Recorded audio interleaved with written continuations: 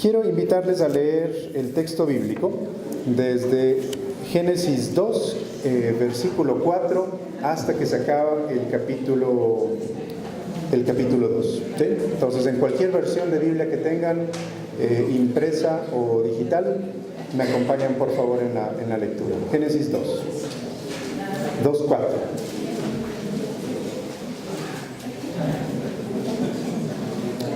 Muy bien. Escuchemos las escrituras. Esta es la historia de la creación del cielo y de la tierra.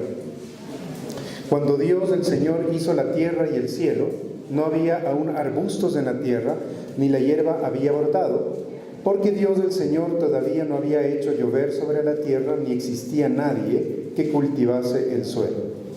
Sin embargo, de la propia tierra brotaba un manantial que regaba toda la superficie del suelo. Entonces, Dios el Señor modeló al hombre de arcilla del suelo, sopló en su nariz aliento de vida, y el hombre se convirtió en un ser viviente. Dios el Señor plantó un jardín en Edén, al oriente, y puso allí al hombre que había modelado. Dios el Señor hizo brotar del suelo toda clase de árboles hermosos de ver y de frutos apetitosos. Además hizo crecer el árbol de la vida en medio del jardín y el árbol del conocimiento del bien y del mal. En Edén nació un río que regaba el jardín y desde allí se dividía en 4 brazos. El primero se llama Pisón y rodea toda la región de Havilá, donde hay oro. El oro de esa región es excelente y también se dan allí bedelio y ónice. El segundo se llama Gijón y rodea la región de Cus. El tercero se llama Tigris y pasa al este de Asur. El cuarto es el Éufrates. Dios, el Señor, tomó al hombre y lo puso en el jardín de Edén para que lo cultivara y lo cuidara. Y le dio esta orden: puedes comer del fruto de todos los árboles que hay en el jardín, excepto del árbol del bien y del mal. No comas del fruto de ese árbol, porque el día en que comas de él tendrás que morir. Luego Dios el Señor se dijo: no es conveniente que el hombre esté solo, voy pues a hacerle una ayuda adecuada. Entonces Dios el Señor modeló con arcilla del suelo todos los animales terrestres y todas las aves del cielo, y se los llevó al hombre para que les pusiera nombre, porque todos los seres vivos llevarían el nombre que él les pusiera. El hombre puso nombre a todos los animales domésticos, a todas las aves y a todos los animales salvajes. Sin embargo, no encontró entre ellos la ayuda adecuada para sí. Entonces Dios, el Señor, hizo caer al hombre en un profundo sueño, y mientras dormía, le sacó una de sus costillas y rellenó con carne el hueco dejado. De la costilla que le había sacado al hombre, Dios, el Señor, formó una mujer, y se la presentó al hombre, que al verla exclamó: esta sí que es hueso de mis huesos y carne de mi carne. Se llamará varona, porque del varón fue sacada. Por eso el hombre deja a su padre y a su madre, se une a su mujer, y los dos se hacen uno solo. Los dos, el hombre y su mujer, estaban desnudos, pero no sentían vergüenza de verse así. Oremos.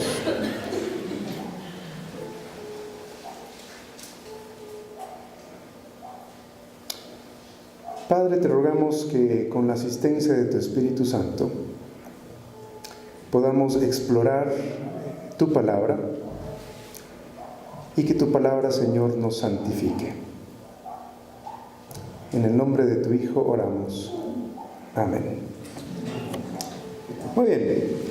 Solamente como un súper breve resumen de lo que habíamos explorado básicamente en el capítulo 1, habíamos afirmado por lo menos 3 ideas principales en este texto. El Dios creó, esta idea del caos, y también de esta estructura en que la creación o esta narración está explicada, que es alrededor de este marco cronológico de una semana, 6 días de trabajo y 1 de reposo. En Dios creó, habíamos dicho que se usa específicamente un nombre de Dios, y a través de este nombre de Dios, Elohim, lo que quiere comunicar el autor es que es un Dios que es diferente a la creación, es el completamente otro, como dirían algunos teólogos. Se usa este nombre de Dios, pero también se usa un verbo en particular que en el Antiguo Testamento es usado exclusivamente con la persona de Dios. No hay otro sujeto en el Antiguo Testamento con el cual se use el verbo crear. Hay el verbo hacer, realizar, elaborar, etcétera, que se lo usa también para Dios, pero para otros seres humanos. Pero este verbo crear, ¿sí?, se usa exclusivamente en el idioma original para Dios. Habíamos luego también repasado esta idea del caos y habíamos dicho que en la descripción de esta narración se señalan ciertos materiales como un material inicial, por decirlo de alguna manera, como el caos total, tinieblas y abismo. Pero que en esta descripción caótica, obscura, tenebrosa de la situación original del asunto, el Espíritu de Dios iba y venía, o el Espíritu de Dios, como otros traducen, revoloteaba en estas aguas y en esta situación. Y habíamos hecho entonces el alcance pastoral diciendo que ni el caos total, ni las tinieblas, ni el abismo tienen la última palabra sobre la vida de las personas, de las naciones y de la creación entera. Y ahora lo digo con una emoción añadida, porque es justamente en conversaciones que he venido teniendo con ustedes en estos días y situaciones de personas que han tenido que salir, que es bueno que hayan escuchado que el caos no tiene la última palabra en las situaciones que están enfrentando. Luego habíamos pasado a esta descripción en este marco cronológico de la semana, en la que el autor nos señala un patrón en la creación. Este patrón tiene un proceso y el patrón también tiene un progreso. ¿Sí? El proceso se describe a través de ciertas palabras que van desde un anuncio y terminan en este marco cronológico de los 7 días. Este patrón también tiene un progreso porque va desde una descripción de algo que no tiene forma y está vacío, hasta finalmente tener estructura y poder sostener la vida. Desde sin forma y vacío hasta que finalmente puede sostener varios seres vivos allí. Lo inhabitable se vuelve habitable y lo que está vacío empieza a tener habitantes. E incluso allí tenemos otro alcance pastoral para nuestras vidas, y no solo pastoral como personal, sino un alcance que yo llamaría como un alcance pastoral político-teológico. Es así como el Señor quiere trabajar en nuestras vidas. Quiere darles estructuras para que sean habitables, capaces de sostener y generar vida, pero también quiere llenarlas con entes que se muevan y como seres vivos en su plenitud. Ese es el discipulado, no solo de las personas, sino del propósito del Señor para la creación entera. Y es el Señor, Elohim, el que puede hacer esto. En el relato que acabamos de leer acerca del jardín, quiero hacerles notar algunos detalles. Primer detalle, muy parecido a la estructura de lo anterior. Se usa otro nombre para Dios. Ya no se usa solamente Elohim, sino que se dice Elohim Yahvé, Dios el Señor. ¿Sí? Dios el Señor es el que toma la iniciativa, usualmente se usa este nombre, Elohim Yahvé, para describir a Dios cuando está tomando la iniciativa, toma contacto con los seres humanos y forma una alianza, un pacto con ellos. Y usualmente es un tipo de pacto y alianza en el que el Señor va a bendecir a una persona o va a bendecir a un pueblo con alcances universales. Entonces, la primera cosa para notar. En este relato que acabamos de leer y ustedes ayer hicieron, o la mayoría de ustedes hicieron el devocional, la creación tiene condiciones mínimas. Hay agua, hay ríos, hay algo allí. La creación tiene todas las condiciones mínimas, pero hay un montón de cosas que el autor nos cuenta en este relato, poéticamente. Hay un montón de cosas que la creación todavía no tiene. No tiene arbustos, no había brotado la hierba, no había lluvia, no había compañía para el terrestre, o sea, para este ser humano, no había nombres para los animales. Entonces, miren, hay las condiciones mínimas en esta creación, pero hay varias cosas que todavía están faltando. Y el mismo autor nos va a contar que Dios puso las condiciones mínimas, Dios cultiva un jardín, Dios forma a este humano, que por ahora vamos a llamarlo así, Dios forma al humano, eso es mucho más preciso, y Dios luego ubica a este humano en el jardín para que el humano lo cultive y lo cuide. Posteriormente, Dios le da una ayuda idónea a este humano. Es interesante notar que en esta narrativa de la creación, la palabra que se usa para humano es justamente Adán, pero no se lo usa como un nombre propio, se lo usa como una descripción, nomás de un ente que está allí. Entonces, podríamos hablar de la siguiente manera, solamente para que vean la fuerza con la que la narrativa está hablando. Dios puso las condiciones mínimas, Dios cultiva un jardín y Dios da forma a lo que podríamos llamar, Dios da forma a un terrestre. Porque este terrestre, dicen algunos entendidos, todavía no tiene ninguna diferenciación de género en este punto de este relato, diferente al relato anterior. Dios crea al ser humano y de una vez expresa esta diferenciación de género, hombre y mujer. Pero en este otro relato, Dios forma a un terrestre, punto. Es así como lo podríamos llamar. Algo así como un marciano, un terrestre, un ente que está allí. Hay un terrestre que Dios ha creado. Dios ubica a este terrestre en el jardín para que lo cuide y para que lo guarde. Y Dios luego le da una ayuda idónea a este terrestre. Y usualmente se lo traduce como que a este terrestre lo pone a dormir, le saca una costilla y desde esa costilla forma al opuesto de este otro ente.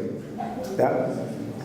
Algunos, solamente estoy haciendo un comentario de cómo algunos entienden esto, es que más que sacar de la costilla del terrestre para formar otro ser humano, en este caso mujer, el texto también podría ser entendido como que Dios agarra a este terrestre, lo pone a dormir y lo parte en la mitad.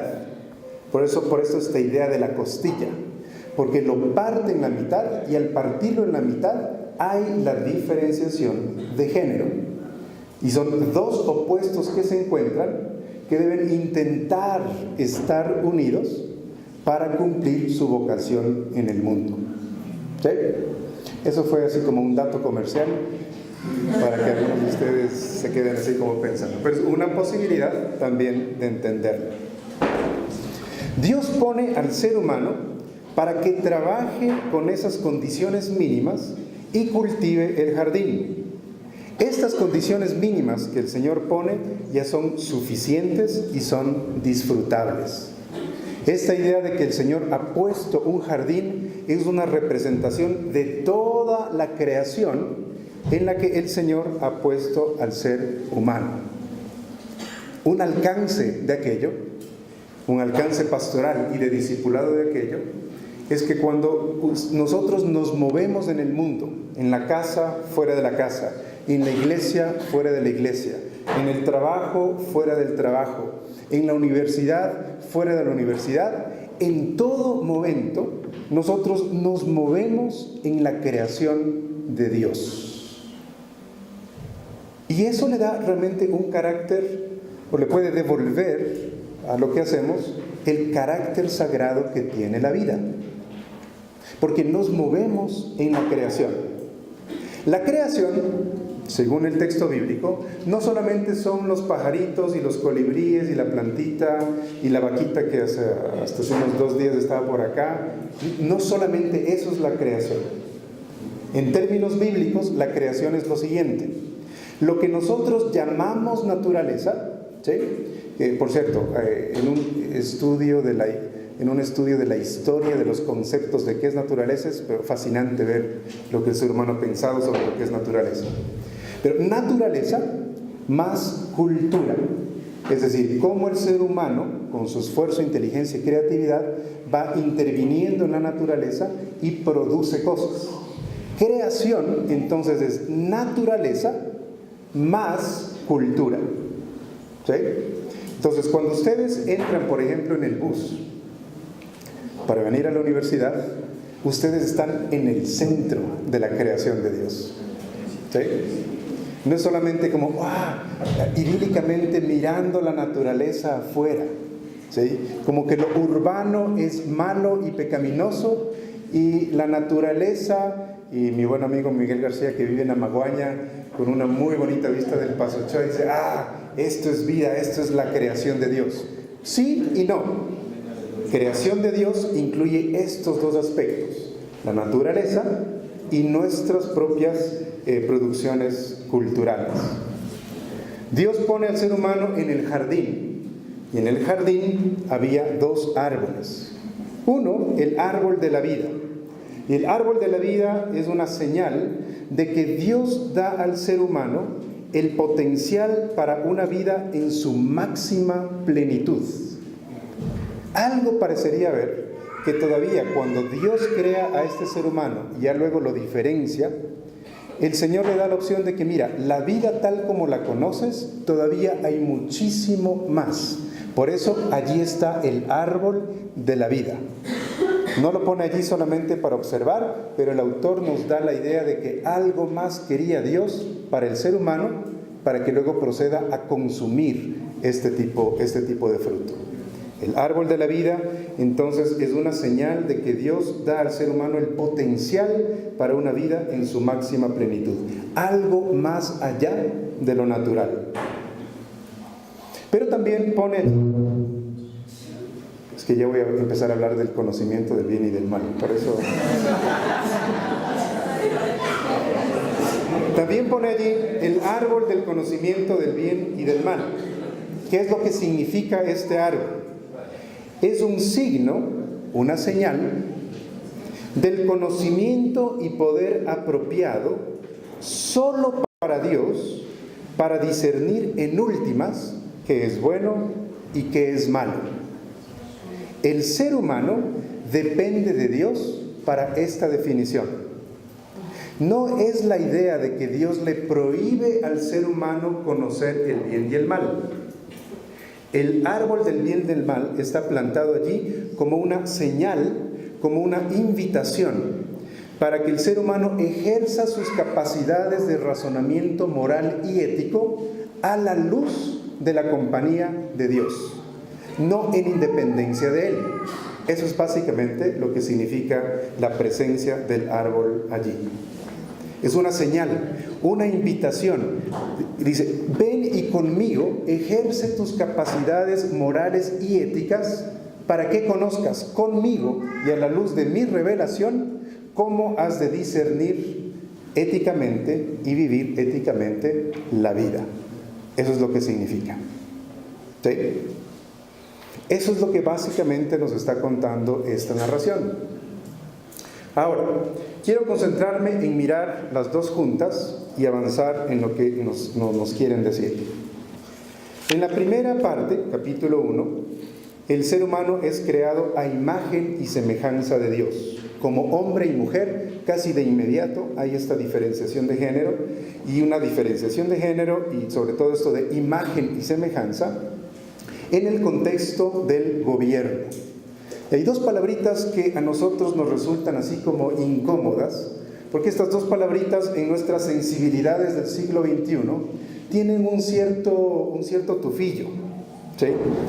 Dice, sometan y dominen, y a nosotros ya no nos gusta, porque somos una cultura del siglo XXI y esto de someter y dominar y con las experiencias de los siglos pasados ya no nos gusta. Pero hay que entender lo que quieren decir estas palabras, que es básicamente Son imagen y semejanza en el gran contexto de su vocación de gobernar la creación, administrarla. Eso es lo que quiere decir someter y dominar.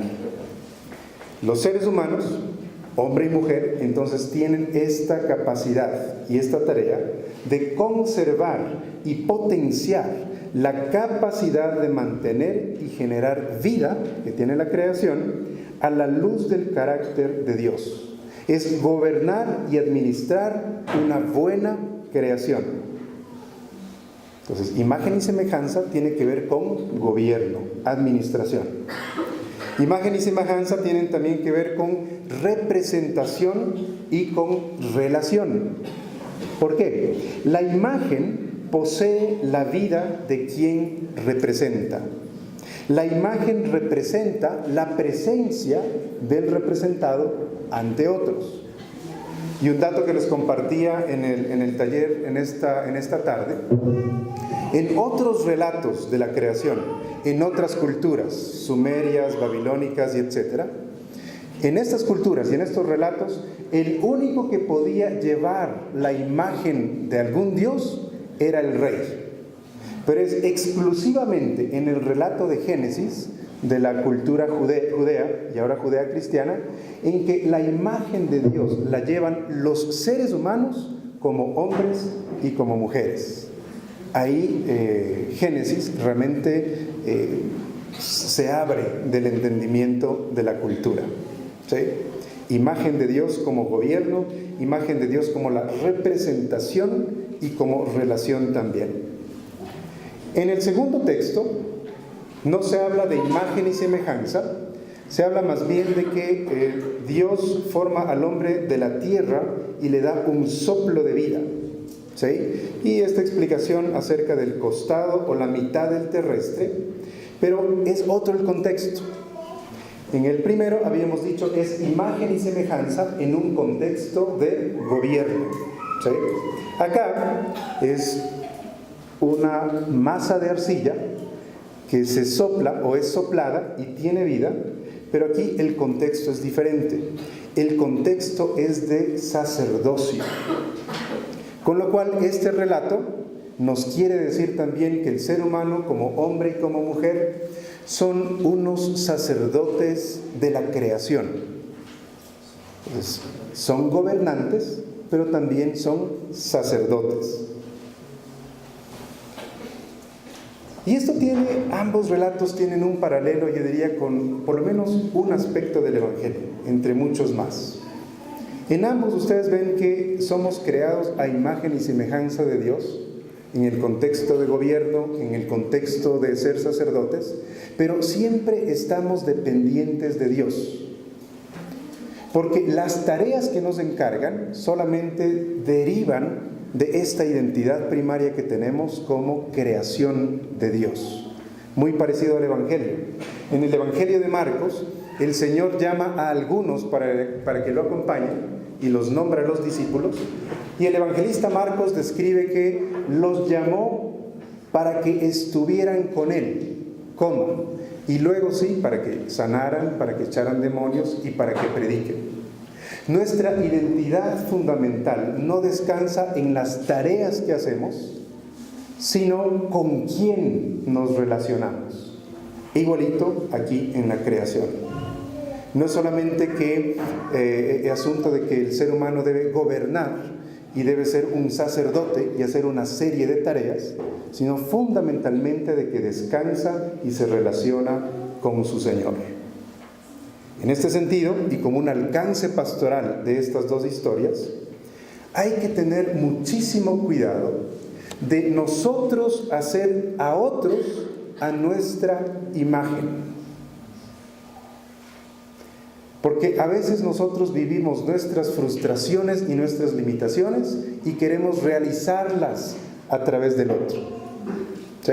Entonces, cuidado. El otro es imagen de Dios y el Señor tiene un proyecto para esta persona. Y nosotros no somos Dios para volverle al otro a nuestra imagen. Pero también al revés. Cuidado de permitir que otros nos hagan a su imagen. Ayer por la noche nos habló bien clarito Adrián sobre todo este montón de narrativas y la publicidad y etcétera, etcétera, que realmente quieren hacernos a la imagen de alguien más. Cuidado, tenemos una suficiente narrativa en Génesis y en toda la Biblia para poder firmemente decir no a otras imágenes, a otras imposiciones de identidad que se quieran hacer sobre nosotros.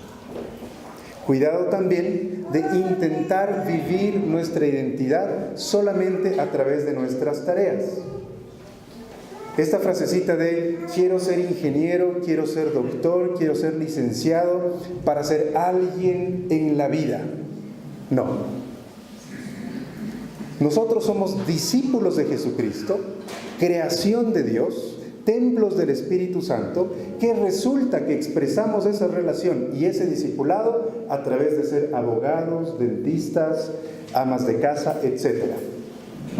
Si se acaba el ser abogado, qué pena, mucho dolor, pero sigo siendo discípulo, sigo siendo creación de Dios. Soy casado, soy soltero, se acabó mi matrimonio, o lo que fuera, lamentable, pero sigo respondiendo fundamentalmente como creación de Dios, como discípulo de Jesucristo. Porque el centro en donde descansa mi identidad es eso, creación de Dios, hijo de Dios, que lo expreso a través de varios canales en mi vida. Y estos canales pueden ser muy frágiles, cualquier momento se acaba, pero lo central permanece. Y eso es lo que nos va realmente a sostener. Estos dos relatos tienen algunos énfasis. El primer relato enfatiza el tiempo, y por eso día 1, día 2, día 3, día 4, etc. El segundo relato enfatiza muchísimo más el espacio.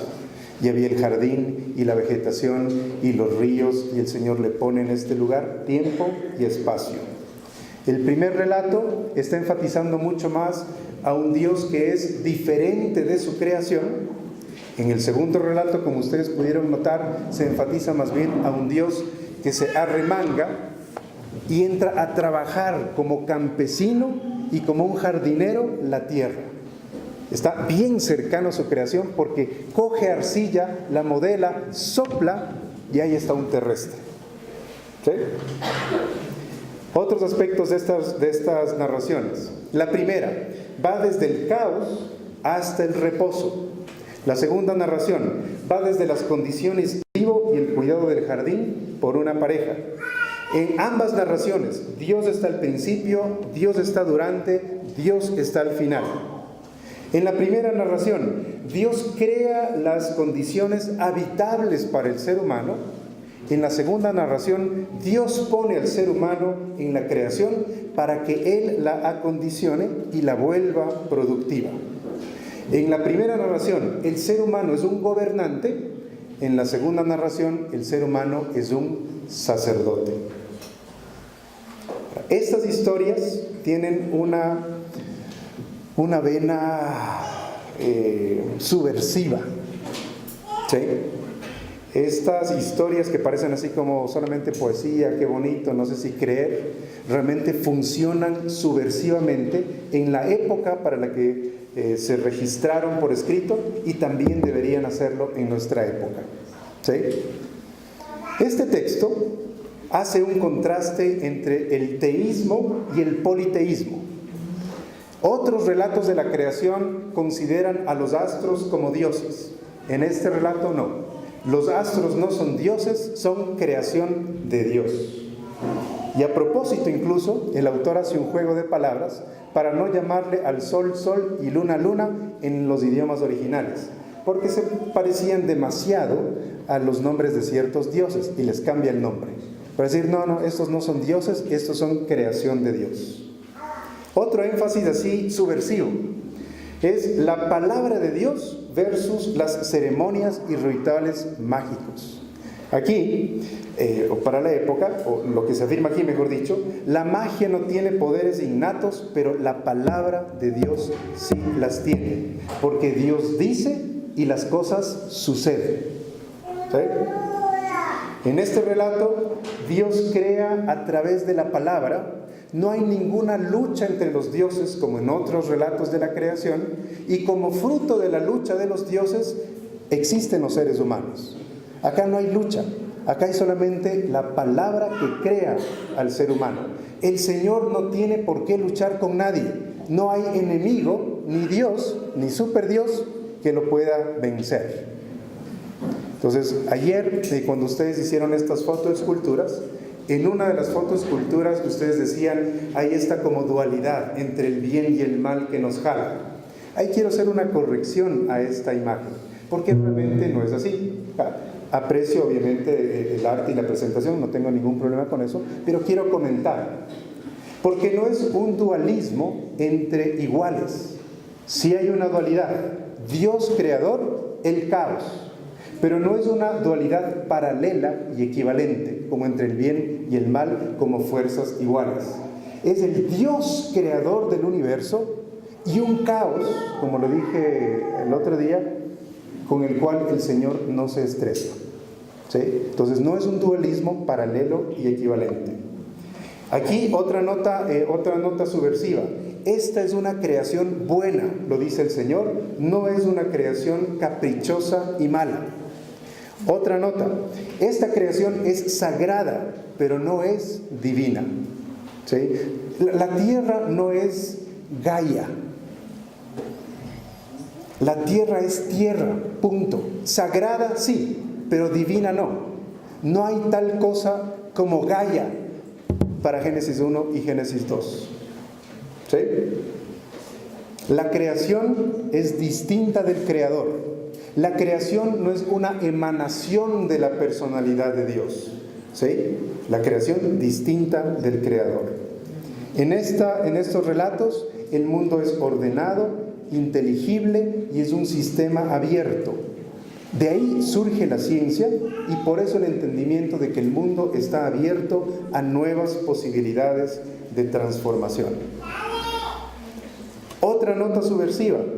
Los humanos son la corona de la creación, no como en otros relatos de la época de Génesis y de ahora también, que el humano es fruto del azar, es solamente como un polvo cósmico que por el azar apareció. No, el ser humano es corona de la creación. El ser humano, otra nota subversiva, el ser humano es imagen de Dios, no es esclavo de estos dioses. Y como ya les dije antes, imagen de Dios, el ser humano, todos los seres humanos, hombre y mujer. Un dato, yo diría ahí, fundamental para posteriores entendimientos de democracia. Otra nota subversiva. Este texto, este relato, es universal. Todo ser humano, todo hombre, toda mujer es imagen de Dios. No solamente el rey, no solamente los sumerios, no solamente los babilonios, todas las criaturas, hombre y mujer. A veces cuando leemos al paso estos dos relatos y sin todo el contexto necesario, se nos pasa la fuerza subversiva que tienen este tipo de relatos. Por eso les decía, estos relatos fueron dados a un pueblo en una situación de un tutelaje bajo un imperio para que tengan otra historia para entenderse a sí mismos y entenderse y entender el mundo. Para que los discursos dominantes de la época no capturen su mente y su corazón, sino que este discurso bíblico, que viene desde el Creador del cielo y la tierra, una vez más quería capturar la mente y los corazones de estos seres humanos para que cumplan su vocación, para que integren bien su identidad. Llamados a ser, o somos, imagen de Dios y a ser gobernadores y sacerdotes en la creación, representando a Dios, reflejando el carácter de Dios. Por eso, nosotros somos mucho más parecidos a Dios. No estoy diciendo que somos dioses chiquitos, ni que somos divinos, ni nada por el estilo, para que luego me saquen videos en YouTube diciendo que estoy hablando herejías. Somos más parecidos a Dios en el sentido que reflejamos muy bien, le representamos muy bien en la creación cuando afirmamos la bondad y respetamos el carácter sagrado de la creación. Somos mucho más parecidos a Dios. ¿Cuándo? Cuando polemizamos con discursos y estructuras opresivas que desfiguran al ser humano y su entorno, porque eso es lo que está haciendo Génesis. ¿Hay discursos opresivos? Atención, pueblo de Dios. Aquí tienen otra narrativa que les va a ayudar a deconstruir esos otros discursos. Somos más parecidos a Dios cuando hacemos un buen uso de dos regalos que nos ha dado Dios: el tiempo y el espacio. ¿Cómo mal usamos el tiempo? Con los retrasos, con la impuntualidad, con la improvisación, con la procrastinación o porque nos volvemos adictos al trabajo. Pero hay que usar bien el regalo del tiempo.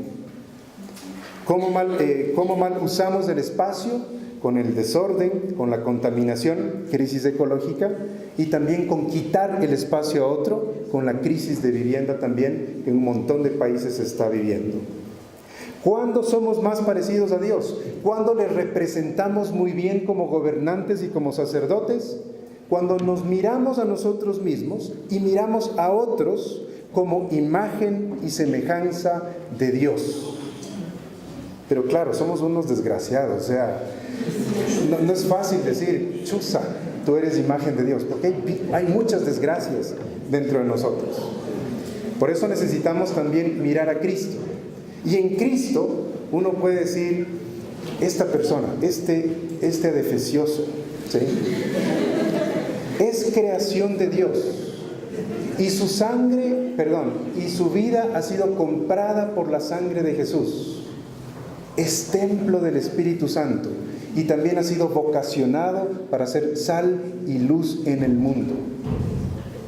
Tengo todos esos elementos, entonces puedo mirar cada vez más y más a alguien con imagen de Dios. Somos mucho más parecidos a Dios cuando trabajamos, cuando creamos, cuando producimos. Y como Dios, no siempre tenemos el mejor elemento para trabajar. Porque Dios empezó a trabajar con caos, con tinieblas y con abismo, como los emprendedores muy bien saben, ¿sí? Así son las condiciones. Pero nos parecemos mucho más a Dios cuando trabajamos, cuando nos arremangamos y como Dios, en una figura como el campesino y jardinero, se mancha las manos de lodos para crear. Y ustedes lo hacen de lunes a viernes en sus universidades. Se parecen mucho a Dios, lo representan bien cuando aplican su mente para conocer alguna disciplina científica. Represéntenlo bien. Entran a la universidad, que es parte de la creación, y han entrado en el templo de Dios. Y es la oportunidad para representarlo bien. Somos mucho más parecidos a Dios también cuando descansamos. Porque imitamos a Dios, que trabaja 6 días y descansa 1 para contemplar el buen trabajo que ha hecho. En nuestro caso, descansamos para recordar que somos seres humanos, descansamos para recordar que no somos esclavos, descansamos para recordar que la creación entera no depende de nuestro trabajo, depende de Dios. Por eso ustedes pueden ver muy bien el ritmo de la primera narración. Y dice, noche, día, noche, día, noche, día. Empieza con la noche, termina con el día. Porque incluso en la cultura judía, cuando empieza el día no es a las 6 de la mañana, sino a las 6 de la tarde. Y empiezo el día descansando. Como una muestra de que me voy a dormir. Porque mientras estoy inconsciente, confío en que Dios sigue sosteniendo su creación. Y eso hace una enorme diferencia realmente en cómo uno aborda el trabajo. Organizar un campamento, que es un campamento de 140 personas, hay un montón de esfuerzo que hacer, pero una de las cosas que me ayuda a dormir mejor en estos días, es decir, tú sostienes el campamento, yo necesito ir a dormir. Yo soy solamente un ser humano. ¿Sí? Y como la confesión es buena para el alma, tengo que confesar, ¿sí?, lamentablemente, durante los últimos 3 años que he servido como director, estúpidamente he creído que por trabajar más la CESE se va a sostener mejor. Y erróneamente no me he dado el descanso que yo necesitaba. Rompo los ritmos de descanso y de trabajo, ¡plin!, el alma sufre. ¿Sí? Pero tranquilos, ya me voy a recuperar. Porque, claro, al explorar todo este tipo de textos, una vez más, tengo que volver a ese ritmo. ¿Sí? Advertencia de que ya debo parar. ¿Sí? Somos más parecidos a Dios cuando adoramos. Empieza en el caos la narración y termina en el reposo, porque somos más parecidos a Dios cuando adoramos. Y finalmente somos mucho más parecidos a Dios, es decir, lo representamos muy bien como gobernantes y como sacerdotes cuando nos relacionamos saludablemente e interdependientemente de otros. La creación tiene una naturaleza personal y relacional. No es bueno que este terrestre esté solo, necesita ayuda idónea. Y como conversaba con alguien en estos días, decía, mira, todos nosotros necesitamos, según dicen los psicólogos, al menos de 5 relaciones significativas para que nuestro tanque emocional funcione bien. ¿Sí? No puedo depender de una sola persona para que supla de aquello. Necesitamos de este tipo de relaciones para vivir sanamente. Entonces, allí está el desafío. ¿Por qué estamos aquí? Por un acto creador de Dios. Nuestro origen es el Señor Dios, creador del cielo y de la tierra. Nuestra identidad es la de seres humanos, hombre y mujer, imagen y semejanza de Dios, gobernadores y sacerdotes en la creación de Dios. Nuestra vocación, como dije antes, es la de gobernadores y sacerdotes, y como gobernadores y sacerdotes, gobernando, administrando, cultivando y cuidando. Que el Señor, en el poder de su Espíritu Santo, nos acompañe a cumplir fielmente y con mucha alegría y celebrar también nuestra identidad en Él. Que el Señor nos bendiga. Muchas gracias.